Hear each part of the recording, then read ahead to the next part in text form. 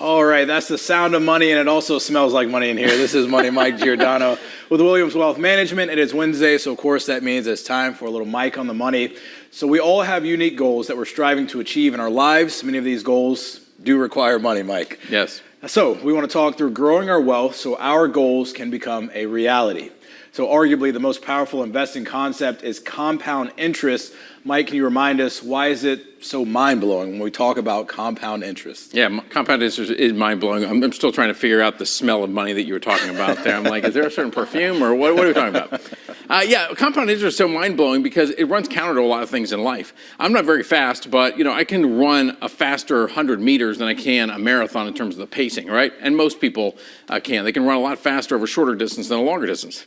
But with compound interest and investing, you actually run faster the longer you're running. So the key is giving you more time. Are there misconceptions about compound interest, or at least what you're hearing directly from investors?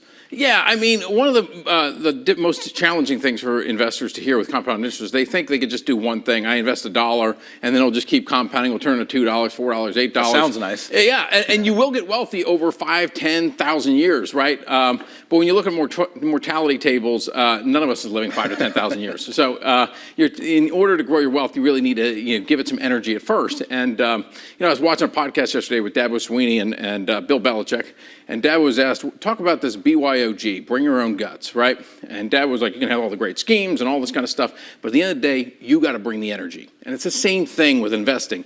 Early on in your investing, you got to bring the energy. You got to fund your accounts, keep investing, get those numbers up there to a point.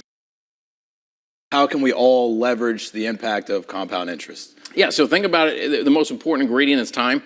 Buy good investments and have enough time for those to play out. So if you're a younger investor, the key is get started today, right? Give yourself the maximum amount of time to let all that compounding happen. Keep investing, keep investing. If you're an older investor or somebody that's already grown a significant amount of wealth, then you have the ability then to teach others how to do it, right? So we're talking about your children, your grandchildren, friends.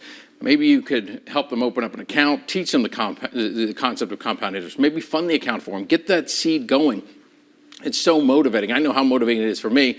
And if you've already achieved some sort of level of wealth, if you can show others how compound interest can really take hold in their life, it can be really rewarding. And once you plant that seed, whether it's a big one or the size of a mustard seed, how do we go about watering that seed so we can use that to apply it toward our goals? Yeah, so the key here is compound interest is amazing. The faster your investments grow, the more the money's going to compound. That's all great. Unfortunately, for investments to grow fast, you typically have to take a lot of risk. That means in the stock market, volatility. If you're buying real estate, it could mean a lot of debt, leverage. And so those aren't types of things you want to do willy-nilly for a goal that's going to happen in the next 3 months, 6 months, a year. So what you want to think about is you want those investments that can grow fast for the long term, more than 5 years out, but for the short term, you really want to prioritize stability. And so you want to make sure that any of those goals that are going to happen over the next 3, 4, 5 years, buying a house, buying a car, whatever it is, you want those dollars in stable assets, and you don't really want to worry too much about the compounding. All right, Mike Giordano, keeping our pockets healthy. We appreciate it as always, and we'll see you next week.